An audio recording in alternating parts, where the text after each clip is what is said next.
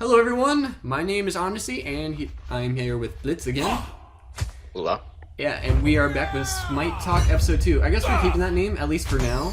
I don't know if we're gonna change that at any point, but I don't know, I guess that name's kind of grown to be what we're calling it for now. Yeah. So, now that we've officially started the episode, I didn't really plan for like a starter for what we were going to talk about, but I guess we'll go for the Season 2 ticket, the fall split. As you can see, we got a few. Well, actually, the thing is, I hate that thing. The thing with this season ticket right now is it's a little bit bugged. Even if you get one game right and miss one game, it just goes red and says you got it wrong, which is I'm going to call it a bug because, you know, that's what I would assume it to be. Alright, so do you want to start with game 1? We're in week 3, right? Yes. Alright, so the first game is Paradigm versus Justice. This is an interesting one. Let's see, Paradigm won their last 2 games, didn't they? They won their last game. They won. Have they played twice? I believe so. Yeah. Anyways, actually, I think they played. No, they played against Epsilon. They played against Epsilon and lost, didn't they? Oh yeah. Anyways, it's versus Justice. Justice is 0-2 right now. They don't seem to be a very strong team. They do look like they have potential, but just because they don't seem like a very strong team right now, I mean, we know Paradigm is a pretty strong team. I'd say they're at least top 4 or 5, at the very least. I'd say that Paradigm wins this 2-0. Yeah, I agree. I think that's pretty easy. Okay, the second game is Team Solomid versus Team Elevate. This is a sort of an interesting one as far as the interaction. Team Solomid is still the same roster. They're the same. They're a really good team. They're 2-0 right now. And against Elevate, who benched and then lost their solo laner Gilly because he was underperforming. Yeah. I disagree with that. I don't think he was underperforming at all. It was literally his first couple games in the Pro League. He wasn't used to it. I don't think that was fair, and I think they lost probably the best solo laner they could have had. I agree. Because he's probably the best Challenger Cup. He was the best Challenger Cup solo laner going into this. He was. Now they just got rid of him. They had no idea what they were doing. That's on Team Elevate as an organization. They misplayed that pretty much. With this matchup. And because of that, they're 0-3 right now. Yeah. Team Solomid's 2-0. Obviously, Team Solomid's going to destroy Elevate. Netheria can't carry everyone. They needed Gilly. So, Team Solomid wins easy. Mm-hmm. Alright, so Friday, the August 28th, 2015, we have another one. It's Epsilon Esports versus Team Dignitas.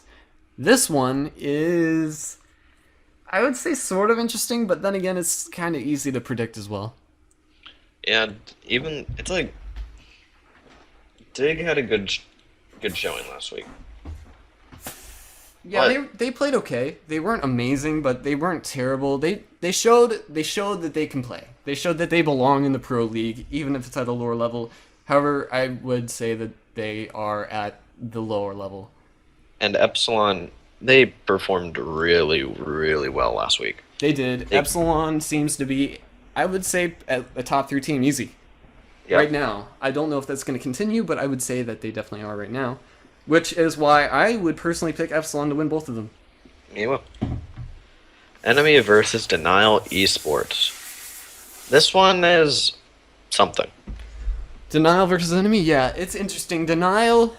Okay, so here's the thing with Denial. They've taken a game off of TSM.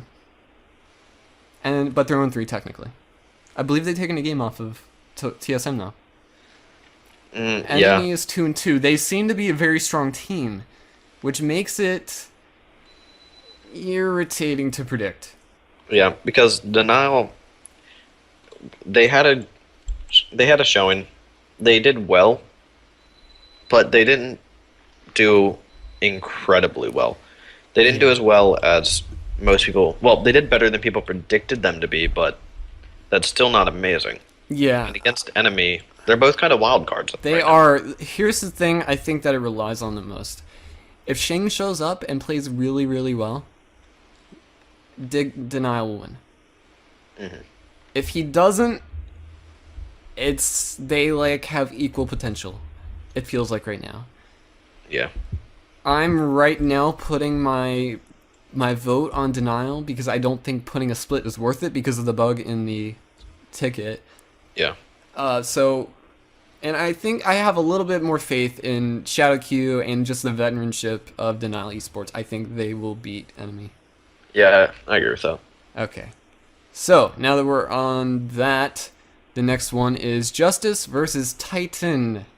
An interesting one, sort of, in the fact that I don't think there was a single game that could be more lopsided. Yeah, Titan is easily top 1. Yeah, they're the top right now. So, and they deserve to be. They're easily the best team in the EU. Yeah, they're the big dogs. Easy. Justice is the lower seed. They could have an underdog, maybe take a game off Titan, but that is very unlikely. Indeed. So I would say 2-0 for Titan. Yeah, 2-0 for Titan, easy. I would say I agree with that. If they lose, I will be extremely surprised. It's kind of like the Fanatic game earlier. Okay, so let's just go straight on to the next one, I guess. Yep. Which is... I lost my spot. Okay, so it's Paradigm versus Myrmidons. This is also interesting. Because these teams seem to be interestingly equal. Yeah, it's because even though Myrmidons is new to the Pro League, they've still shown up incredibly strong. And they have their solo laner. Yes. They have their amazing solo laner. Because the trend is to get the best solo laner there is and then win. Yeah, pretty much. Which AFK started, and then Cloud9 failed at. And Eager won at. Eager pretty much succeeded, but they're still not good enough. Then we can talk about Eager in a little bit, though, because do they even play this week? They play last, so we can talk about that. Do. So we can talk about Eager a little bit later. As far as this, I would give a slight edge to Paradigm. Maybe? Yeah. I would say I'd give a slight edge to Paradigm. They did come second in the last LAN. Myrmidons obviously weren't there. I think Paradigm has a slight edge, but I'm going to say right now that I think both teams could win. I agree. Although my vote would go to Myrmidons, just because I think if they get rolling the first game, then they'll probably win the second game. Because they're very momentum based. Well, yeah, I think like I just said, I think both teams could win. Whenever I don't know, I would go with the most veteran team, and that would be Paradigm right now. So I think either one could win, and if Split functioned, I would probably go Split just to get one right either way. Yeah. But yeah, like I guess this is a question mark. This one's a question mark. We'll just see what happens, I guess. And then it's the next game, because we can't really come to a objective conclusion for that one. Next game is Elevate versus AFK. This one is also pretty lopsided. Elevate has the problems we've already talked about, losing Gilly, and AFK is still AFK. Yeah, they're especially if they decide to at some point play Korea instead of Weaken, they will be even stronger. Yeah. So AFK wins that pretty easily, in my opinion. Mm-hmm. Okay. And then there's Solomid versus COG. Probably. I would say definitely, because TSM still very strong. TSM's very strong still. They're just as strong as they used to be, pretty much. And COG is weak. Very weak. Yeah, they're very weak. Like, I like a lot of the players on their team, but I don't know. As a team, it seems like they're just weak right now. They were slated to be one of the best, to be a very top contender this season. Yeah, by everyone except me. It's just they didn't perform. Yeah, they didn't. We're gonna do whatever people thought they had. Like, maybe it was like individual players. They just didn't show up with. They didn't have the cohesiveness, I guess. So yeah. Right now they're weak. They might pull it together, but right now I think they're weak. I don't think they have a chance. Yes. And Dignitas versus Fanatic. This is an interesting one because Dignitas has won a game. Fnatic technically has not, but Dignitas has had one more game than them. And okay, so the last Fnatic game, they lost. But it was a really weird game in that I don't think Fnatic was awake. Yeah, it's just a strange. They were not playing like themselves. They actually didn't seem like, I almost thought that there was other people playing on their accounts. They didn't seem like they were playing like themselves. Yeah. So I don't know what's going on with Fnatic. I'm going to assume that that was a bad day and say that Fnatic probably still has the edge. Yeah. That might be wishful thinking. I still think Fnatic probably wins though. We'll see. Yeah. Now, Epsilon versus London Conspiracy. Right now, I have London Conspiracy checked in for some reason. This is an interesting one because London Conspiracy has proven to be fairly strong, but so has Epsilon. Yeah. They're both incredibly strong teams. They're second, and I'd probably say they're second and third seed. Yeah. They're both second and third right now. Who would you give the edge to right now? As of right now, I'd probably have to say Epsilon. Yeah. I mean, I guess we'll have a better idea once they play Dignitas. I would just say that because Epsilon has had more time to be cohesive, while London Conspiracy did have that roster change with the Sun Touch. They lost Snakeskin as well, I believe. Yep. So I think Epsilon wins. I think. All right. So this is the next one is kind of weird. It's Enemy versus Cloud9 G2A. If you aren't following the esports as much, you wouldn't know that Cloud9 does not have. Well, you might, because I think we've mentioned it. We did mention it, or actually, I think we just called this. Let's talk about it right now. You go ahead. So, on our first episode of Smite Talk, we discussed Omega, a rumor of Omega leaving Cloud9, which turned out in the end to be true, and now Omega is on Eager, and they have been performing better. So right now Cloud9, so now Cloud9 has a new solo laner, Baskin, who is a very good player in ranked. I agree. He is a good player. He's been getting camped, and he's not as good in the pro scene as he is in ranked. I think a lot of it has to do with the fact that he is new to it, but I also don't like. It looks like, and I'm not sure, but it looks like there might be hints that he's not quite ready for that level of pressure. Yeah, it just he could have been. It's even though they're kind of turning to the AFK perspective of camping solo, it still hasn't really worked out for Cloud9. That's because it's not Cloud9.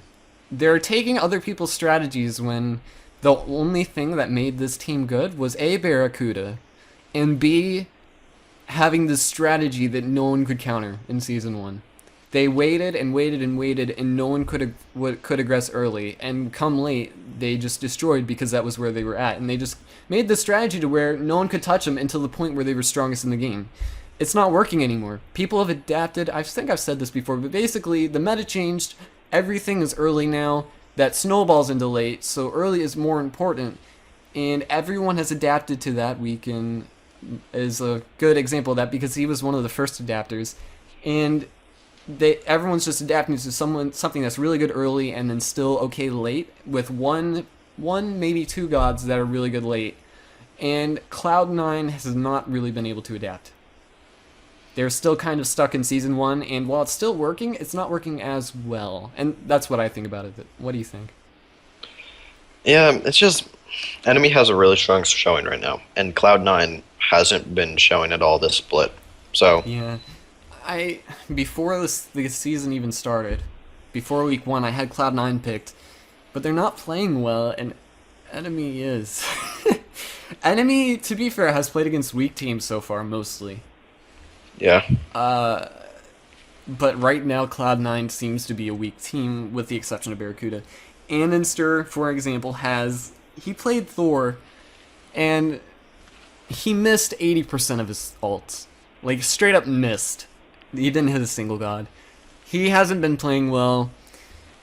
Their mid laner, MLC, has been diving a lot. He's changed his playstyle a little bit, and he's diving a lot behind towers and stuff, and dying, and he's just giving extra deaths. Devios is still doing well, but he can't carry like Cyclone has been for AFK, so he can't carry it. It just seems like the team overall, with the exception of Devios and Barracuda, have gone through something that is not quite as good. They've just become a little bit weaker as a team for some reason. They might come back later, but right now I would say I would agree with you that Enemy is a little bit better right now. And then the last game of the week. Denial versus Eager. This is an interesting one because Denial does scrim Eager from time to time. So they do know how each of them play. Yeah, it's just that Eager had a strong showing against AFK. AFK being the top seed right now. And this last game they were playing against... Did I already forget? Who were they playing? Kali. No, I'm talking about... they played Eager against was playing in Solomid. They lost both games, but they played well. Yeah. They played very well. So... This is an interesting one. Right now, I think I'll go with Eager because Eager has played very well so far. They've been doing well. And while I still insist that Denial has a lot of potential, I don't think they're fulfilling it. I agree. Eager they've had a really strong showing so far in the past in this split. And once they get really meshed together, I have a feeling they'll be a top seed. Yeah, especially since Omega seems to be having a lot more fun now. So I think Eager's a little bit better now. I think Denial has potential, but for some reason they've hit a wall with that potential. So did Eager. Alright, so that wraps up that aspect. Now we can talk a little bit. There's not a huge amount to talk about, but there is a little bit. So we're going to go over that just because for the sake of completion. There was... Oh, we can talk about the Chang'e skin first. It was a little bit of an interesting thing. Basically what happened is they released a new skin for Chang'e, and the card was a direct ripoff of a skin card for a character in League of Legends. So that's a little bit of news that you can maybe use or maybe not. Just something that's interesting to know. They said it was outsourced, right? Yeah. So they just changed it and everything was fine. But it's an interesting thing to mention. Now, they also updated two things. First, the training map. It is a little bit different. So, the training map is basically, instead of going through each practice by itself, it's like a map.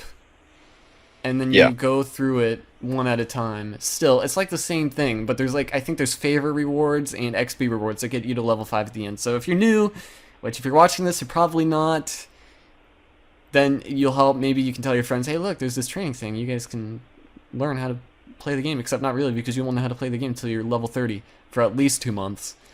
Anyways. Because for some strange reason, they choose to build Hog on Neath at the beginning. They actually say that building Hog on Neath is okay, and not that was okay before the changes, but it's not even okay to build Hog on anyone anymore, which is just hilarious that they would do that. I don't understand who built that. It must have been just some random guy. Jungle Practice has been updated. Basically, it looks better.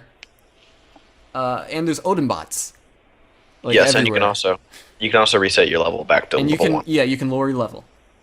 You can lower it by 1, you can lower it by 20, whatever you want. It's a lot better. It's going to be useful for people like me, people like Blitz that like testing how much damage exactly everything does, DPS. They're invincible, but they take damage so you can see the numbers. It's perfect. I love it. I agree. So that's very useful. Now, there's a lot of fixes, but there is there's two things that are worth noting before we go off of the Smite stuff, and that is this. Khepri's been nerfed. Yes. It's reduced the shield tick from 3% to 2% and reduced the maximum shield health from 15 to 10. I don't think the shield was really that broken to begin with, but any toning down to this character is fine because honestly, I don't think he'll be played in high level. Yeah. He's good early at getting picks. That's really it. I was worried about the ult, I really was, but as broken as it is as a concept, it doesn't really impact very much, especially since it doesn't last very long. Yeah, you just wait for it to go out, and most of the time, if you're not using it to its full efficiency, you're gonna die because you'll end up going in after the ult is already at around 2 seconds, and then you're dead. Yeah, its biggest usefulness is tower diving. So that you have the guaranteed damage to kill you. But even then, it's just like, whatever. Like, if you get him in Assault, you're probably going to win. because he's really good in Assault. I played him a few times in Assault. He's really good. Everything he has is made for Assault, pretty much. In low-level Conquest, you probably see him because he's got a dumb ult that everyone's going to love. But in high-level Conquest, I don't think you're going to see him because right now everyone loves Guardians that have a lot of CC and a lot of impact in team fights, and this guy's the opposite of that. So that's pretty much Khepri. Yep. There's one other thing that I want to mention that's completely random, but the Nemesis Afk Skin was playing Gamma Slam, which is a Kabrakan skin voice pack. That was amazing. It was amazing, and I'm not convinced that it was an accident. I think it was on purpose. It was just great because, it showed. That was just. I wish it could stay. Yeah, it was amazing. I love it. Whoever did that on purpose, I assume it was Adonis. It was probably Adonis. I'm just pulling that out of my butt. Whoever did that is a genius. But that pretty much wraps up. Do we have anything else to talk about? Not really. All right, so that pretty much wraps it up. If you take anything away from this, take this. We can see the future. Yes. We are basically gods in real life that can tell the future, and you should watch this episode every single day for predictions that we make because they will happen. Yes. And other than that, thank you guys for watching. We both really appreciate it, and we're trying to get on a schedule. It's a little bit hard because this takes. I don't even know how long we've been recording this one, but it takes like an hour to record, and then I have to edit it, which takes about another hour. And rendering, uploading takes about another hour. So it's hard to get on a schedule, but we're doing it, and we're getting better at it. And also, we're going to be recording gameplay footage soon again, too, so that's going to be great. I don't know if this is going to come up or if gameplay is going to be coming up, but we're going to be doing that, too. Me and Blitz are going to be doing a series. I actually haven't told him about this, but I'm sure he's going to be fine with it. Probably going to be ranked. Also, we'll probably do a different casual series. But basically, the ranked is going to be a duo lane perspective in ranked. I would say decently high-level ranked, diamond level mostly. Right now, we're technically in plat, but our elo is higher than platinum elo. So we play with diamonds, and so yeah, we're gonna be doing a ranked series. It's gonna be diamond for now, but I would say if we play ranked a lot, and you could probably say yes or no, we're probably gonna hit masters in a few months if we keep playing it. Yeah. Pretty easily. The ranked thing is kind of bad, but I'd say we hit it pretty easily because we have a 70-something, like a 74% win rate when we're duo queuing. So, and that's even in high level diamond. So right now we're doing pretty well. We've already played with masters because of our elo. For some reason, it's dumb. But yeah, that's pretty much it, guys. Thank you guys for watching. Get ready for the next episodes, and for myself and Blitz, good night.